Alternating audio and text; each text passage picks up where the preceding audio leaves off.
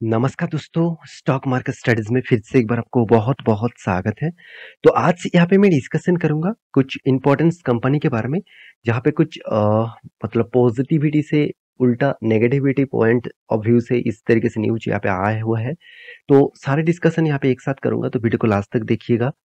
और अभी तक अपने चैनल को सब्सक्राइब नहीं किया तो जरूर कर लेना इस तरीके से इन्फॉर्मेशन पाने के लिए। साथ ही साथ टेलीग्राम को भी आप जुड़ सकते हैं कोई भी स्टॉक के सपोर्ट रेजिस्टेंस जानने के लिए, जहाँ पे आप अच्छा खासा ट्रेडिंग भी कर सकते हैं उस सपोर्ट रेजिस्टेंस को फॉलो करके। तो चलो देख लेते हैं आज के स्टॉक के डिटेल्स के बारे में। तो सबसे पहले जिस कंपनी के बारे में बात करूंगा वो है एचसीएल टेक्नोलॉजीज, जिसके नाम आप बहुत बार मेरे इस चैनल के माध्यम से आपको सुनने को मिला। तो एचसीएल टेक्नोलॉजीज जो कंपनी है वो इंडिया के third largest IT sector companies है। देखिए आईटी सॉल्यूशन में बहुत अलग अलग कैटेगरीज कंपनी है। तो आईटी सॉल्यूशन में देखिए एचसीएल टेक्नोलॉजीज का क्वार्टर 4 का रिजल्ट आने वाला है। उससे पहले कंपनी के ऊपर एक मतलब नेगेटिव पॉइंट ऑफ व्यू से मैं देखूँ तो नेगेटिव न्यूज़ है, जरूर नेगेटिव न्यूज़ है, क्योंकि आईटी सेक्टर के ऊपर हमेशा प्रेशर देखने को मिलता है। क्योंकि टीसीएस जैसी इतने बड़े कंपनी के अच्छा खासा रिजल्ट आने के बाद भी प्रेशर देखने को मिला, तो बाकी आईटी सेक्टर का तो हालत और भी खराब हो सकते हैं। तो एचसीएल टेक के ऊपर क्या नजरिया देखने को मिला वो दिखाने से पहले मैं इसका चार्ट पैटर्न दिखाऊंगा। एक मंथ में कुछ खास परफॉर्मेंस नहीं है। 6 मंथ में देखा जाए तो कंपनी में 11% तक रिटर्न दिया, चलो ठीक है। एक साल में कंपनी कुछ खास परफॉर्मेंस नहीं है, नेगेटिव लॉसेस दिया।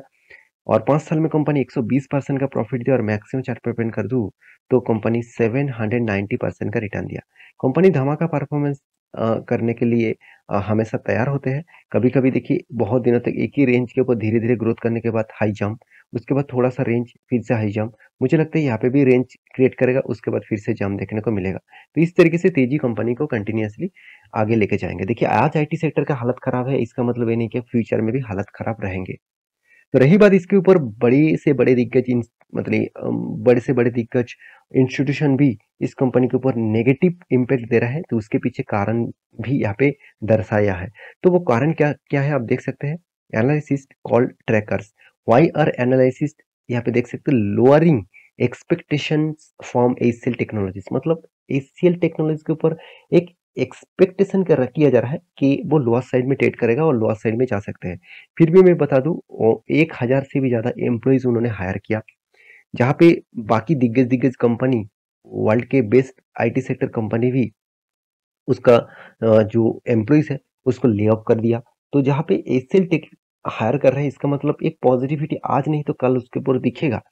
तो एसिल टेक के ऊपर यहाँ पे क्यों एक्सपेक्टेशन किया जा रहा है कि डाउन साइड का, क्योंकि देखिए बताया जा रहा है कि सेगमेंट ज्यादा से ज्यादा मेजर जो बिजनेस करते हैं वो कहाँ पे, यूएस और यूरोप मार्केट में।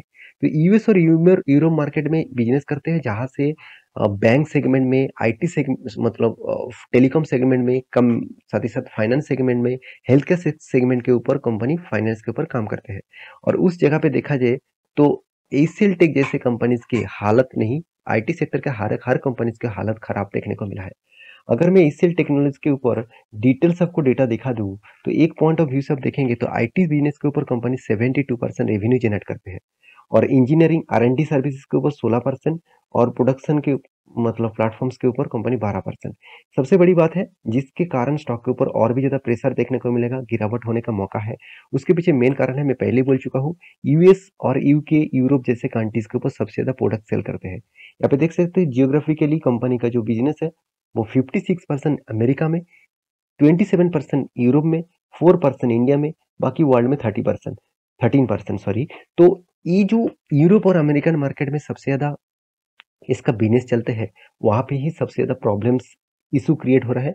जहाँ पे एक्सेंचर जैसे इतने बड़े लार्जेस्ट कंपनी, वर्ल्ड के नंबर 1 आईटी सेक्टर कंपनी होने के नाते भी उसके ऊपर लगातार उसका जो एम्प्लॉयज है उसको ले ऑफ किया जा रहा है। तो उसके हिसाब से ग्लोबली मार्केट में एक बड़ा इम्पैक्ट है, ग्लोबली मार्केट में एक बहुत बड़ा प्रेशर है आईटी सेक्टर के ऊपर। तो उस प्रेशर को झेल पाएंगे कि नहीं पाएंगे वो तो आपको बाद में देखने को मिलेगा। तो मेरे हिसाब से चार्ट पैटर्न यही बता रहा है कि कंपनी के ऊपर जो ट्रेंड है अभी भी डाउन साइड ट्रेंड है। तो मैं जरूर कहूंगा इस ट्रेंड को फॉलो करिए, इस ट्रेंड को मुझे लगता है डाउन साइड में ट्रेंड दिखेगा। यहाँ पे जो रेंज बना है, अगर इस रेंज को ब्रेक करते हैं तो नेक्स्ट लेवल आपको इस लेवल तक दिखेगा। अराउंड अराउंड 1000 के आसपास अगर रेंज ब्रेक करते हैं तो आपको 900 तक रेंज आ सकते हैं। इस तरीके से कुछ गिरावट का माहौल यहाँ पे देखने को मिल सकता है। तो मैं टेलीग्राम में अपडेट दे दूंगा अगर कोई भी अपडेट आया तो। उसके बाद सेकेंड जो कंपनी है वो उसके नाम में बार बार आपको साथ डिस्कस कर चुका, जिसका नाम है वेदांता। आप विडल के बारे में बहुत बार सुन चुके हैं, जो एक मतलब बड़े से बड़े कंपनी को भी साथ इसका कंपैरिजन करूँ तो इस कंपनी 1 लाख करोड़ से ऊपर भी इसका मार्केट कैप है। तो फिर भी इस कंपनी का वैल्यूएशन के हिसाब से कंपनी आपको सस्ते दिखे, फिर भी इस कंपनी का जो पॉइंट ऑफ व्यू से मैं आपको दिखा दूं तो बहुत वोलेटिलिटी कंपनी है, और आज से मतलब स्टार्टिंग से लेकर आज तक कंपनी 7,800% का रिटर्न दिया। मगर 2010 से लेकर आज तक देखा जाए तो 20 साल, सॉरी 13 साल हो चुके हैं। 13 साल में कंपनी कुछ खास परफॉर्मेंस अभी तक नहीं दिखाया। तो कंपनी ने लगातार लगातार यहाँ पे एक ही रेंज के अंदर यहाँ पे ट्रेड करते रहे, और देखा जाए तो ट्रेडिंग अभी डाउन साइड ट्रेडिंग में है। तो इसके ऊपर प्रेशर भी है क्योंकि कंपनी के जो एक पेरेंट ऑर्गेनाइजेशन है और जो एक सब्सिडरी ऑर्गेनाइजेशन है उसके ऊपर बहुत बड़ा कर्जा है। उस कर्जे को मिटाने के लिए कंपनी जी जान कोशिश कर रहा है। तो इसके लिए मैं बार बार आपको ये भी बोल चुका हूँ कि कंपनी वेदांता अभी इश्यूज करने वाला है। उसका जो कर्जा है, उसका जो मतलब पेरेंट ऑर्गेनाइजेशन का जो कर्जा है, उस कर्जे को मिटाने के लिए कंपनी क्या करने वाला है, इश्यूज करने वाला है एनसीडीज। तो एनसीडीज क्या होते हैं? Non convertible debentures. अभी नॉन कन्वर्टेबल डिवेंचर्स क्या है मैं आपको बता दूं। तो नॉन कन्वर्टेबल डिवेंचर्स होते हैं, मान के चलिए बॉन्ड। बॉन्ड भी एक डिवेंचर्स के जैसे है। तो आप बॉन्ड खरीदते हैं उस तरीके से डिवेंचर्स भी खरीद सकते हैं।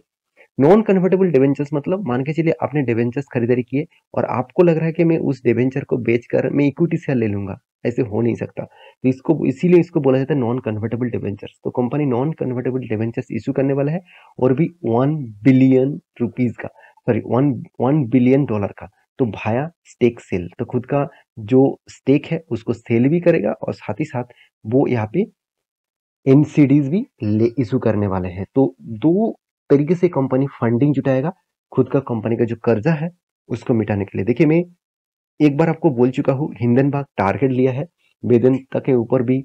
मतलब अदानी ग्रुप के ऊपर जिस तरीके से आरोप लगाया गया था उसके ऊपर वेदांता के ऊपर भी आरोप लगाने का एक अर्जी यहाँ पे रिपोर्ट के माध्यम से आ रहा है कि हिंडनबर्ग फिर से अटैक करने वाला है इंडियन एक बड़े कंपनी के ऊपर। और बड़े कंपनी के हिसाब से देखा तो वेदांता भी एक बड़ा कंपनी है। हाँ, ऑब्वियसली इस कंपनी अच्छा खासा यहाँ पे कोशिश कर रहा है खुद को स्टेबल करने के लिए। तो मुझे वेदांता जैसे कंपनी के ऊपर आप कहेंगे सर क्या आपके पास इस कंपनी की हिस्सेदारी है? मेरे पास एक भी हिस्सेदारी नहीं है, क्योंकि जिस कंपनी का प्राइस आपको देखकर आप खुश हो जाएंगे कि 1 लाख करोड़ का मार्केट कैप, और मुझे प्राइस मिला है सिर्फ 275 रुपीज के आसपास, तो मैं क्यों ना निवेश करूं? ऐसे आपका दिमाग में चल रहा होगा। तो मैं कुछ पॉइंट ऑफ व्यू से मैं आपको बता दूं, कंपनी का जो प्रॉफिट एंड लॉस है वो आप देखेंगे कंपनी का जो मतलब प्रॉफिट एंड लॉस आपको हर डेटा के हिसाब से पॉजिटिव दिखेगा। मैं ये नहीं कहूंगा कि नेगेटिव है, पॉजिटिव है। फिर भी अगर रिटर्न के मामले में देखेंगे तो कंपनी 3 साल में शायद आपको कुछ खास परफॉर्मेंस दे, क्योंकि कोविड के बाद हर कोई कंपनी तेजी दिखाया था, तो ये भी दिखा चुके हैं। तो 10 साल में आप देखेंगे तो लॉसेस मतलब उतना खास प्रॉफिट नहीं है। 5 साल में तो लॉसेस दिया। कंपनी का हर पैरामीटर पॉजिटिव होने के बाद यहाँ पे आपको लॉसेस क्यों दिख रहा है? उसके पीछे एक ही कारण है, कंपनी का डिविडेंड अनाउंसमेंट। आज तक की जितने सारे कंपनीज है उसके साथ कंपैरिजन करूं तो company high dividend pay out company है। तो इस बार कंपनी फिर से डिविडेंड दिया था, और इस बार धमाका जैसे डिविडेंड दिया था। इसके ऊपर मैं एक बार अपडेट भी आपको दिया, 20 रुपीज करके कंपनी आपको डिविडेंड दिया। और 2023 में ही देखिए दो दो बार करके डिविडेंड ऑलमोस्ट कंपनी दे चुके हैं। कंपनी 6 अप्रैल में भी डिविडेंड दिया था 20 रुपीज करके। कंपनी बोनस स्प्लिट मार्जार इतनी सारे चीज लेके आ रहा है, तो जिसके चलते स्टॉक के ऊपर कभी भी आपको बूम नहीं दिखेगा। कभी भी स्टॉक मान के चलिए 500 में चल रहा है, अगर कल जगह कंपनी डिविडेंड अनाउंसमेंट कर दिया तो वो 500 नहीं रहेगा। जितना परसेंटेज का डिविडेंड अनाउंसमेंट किया उस हिसाब से कंपनी का प्राइस एडजस्टमेंट होकर नीचे आ जाएगा। तो ये बात आपको याद रखना है। और इस company hire dividend pay out company है। इसका डिविडेंड यील्ड है 36.8%। तो सोचिए, अगर आपने 1 लाख रुपया इस कंपनी के ऊपर निवेश करके रखे थे तो आपको 36,800 रुपीज आपको एक साल में डिविडेंड के हिसाब से मिल चुके हैं। तो इसको देखकर आप खुश मत हो जाना, क्योंकि जितना प्राइस यहाँ पे आपको मिला है उतना प्राइस एडजस्टमेंट के हिसाब से आपके जो इन्वेस्टमेंट है उससे कट किया गया है। तो बहुत सारे लोग यही देखकर खुश हो जाता है। तो बाकी आपका क्या राय है ज़रूर कमेंट करना। विडल के ऊपर, वेदांता के ऊपर आपका निवेशन है कि नहीं है, मुझे ज़रूर कमेंट करना। लास्ट जो कंपनी के बारे में डिस्कस करूँगा वो one of my favourite company है जिसका नाम है रिलैक्सो फूडवेयर।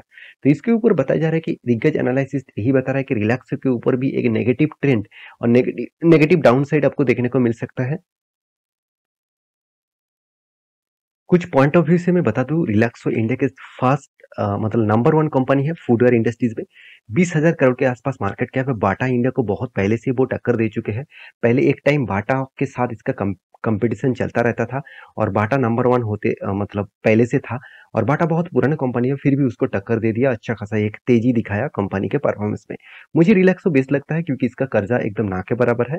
साथ ही साथ बाकी पैरामीटर्स भी बहुत स्ट्रांग है।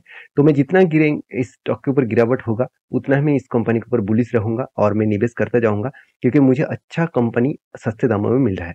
तो कंपनी की जो ट्रेंड है अभी ट्रेंड डाउन ट्रेंड में है। मैं आपको बोल दूं कि यहाँ पे फिर से एक बार गिरावट का माहौल देखने को मिल सकता है क्योंकि मैं आपको यहाँ पे एक सपोर्ट रेंज मार्किंग करके दिया था और बोला था 200 डेज को अगर ब्रेक करेगा और यहाँ पे कुछ टाइम बिताएगा तो उसके बाद अगर फिर से रिट्रेसमेंट करके रिवर्सल करके ब्रेकआउट दिखेगा तो मैं एंटी लूंगा डाउन साइड में। आप कहेंगे सर यहाँ पे डाउन साइड में आप किस तरीके से एंटी लेंगे, तो यहाँ पे फ्यूचर एंड ऑप्शंस में आप एंटी ले सकते हैं। अगर इक्विटी में आप एंटी लेना चाहते हैं तो ऑब्वियसली मैं जरूर कहूंगा इक्विटीज में हम नहीं ले सकते हैं डेरिवेटिव में। तो इसके लिए आपको फ्यूचर एंड ऑप्शन में काम करना पड़ेगा। तो आप जरूर स्टडी करिए। अगर आप फ्यूचर ऑप्शन में काम नहीं करते तो आपको रेंज जो मिलेगा 590 तक यहाँ पे आ सकते हैं। बाकी इसका टेलीग्राम में अपडेट मैं पहले ही दे चुका हूँ। टेलीग्राम में जाकर चेकआउट कर सकते हैं। तो ये था कुछ कंपनी के डिटेल्स। तो मेरे वीडियो अच्छा लगे तो प्लीज लाइक करना, चैनल को सब्सक्राइब करना। मिलते हैं नेक्स्ट वीडियो में। तब तक के लिए अच्छे से रहिए, अपने ख्याल रखिए। Bye bye.